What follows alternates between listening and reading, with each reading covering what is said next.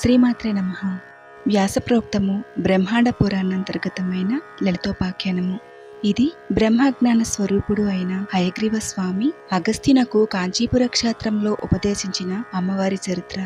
కలి ప్రభావం వలన ప్రజల్లో ఏర్పడ్డ ద్వేషము, స్వార్థము, హింసలు, వాళ్ళ ఇంద్రియాలను నియంత్రించుకునే శక్తి లేకపోవటము వంటివి చూసి అగస్త్య మహర్షి అసంతృప్తి చెంది విష్ణు స్వరూపుడు అయిన వరదరాజస్వామి కోసము కాంచీపురంలో తపస్సు చేయగా విష్ణువు ఆ తపస్సునకు మెచ్చి హయగ్రీవ స్వామిగా ప్రత్యక్షమయ్యాడు.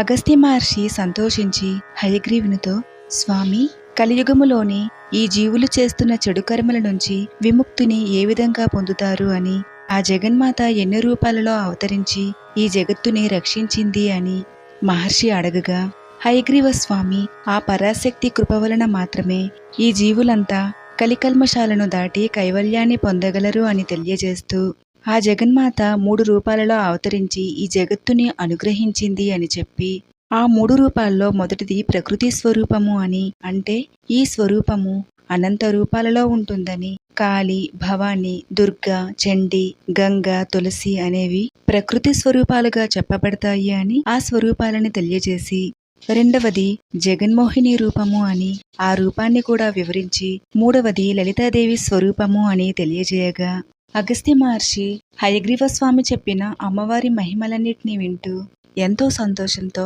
మరి లలితాదేవి ఎందుకు ఆవిర్భవించింది, భండాసురుడు ఎవరు, ఆ రాక్షసుడు ఏ విధంగా జన్మించాడో తెలియజేయండి అని హయగ్రీవునితో ప్రాధేయపడ్డారు. అగస్త్యుని ఆసక్తిని చూసి హయగ్రీవ స్వామి ఎంతో సంతోషించి అమ్మవారి అనుమతి మేరకు ఒక్కొక్కటిగా ఆ తల్లి చరిత్రను హయగ్రీవ స్వామి తెలియజేశారు.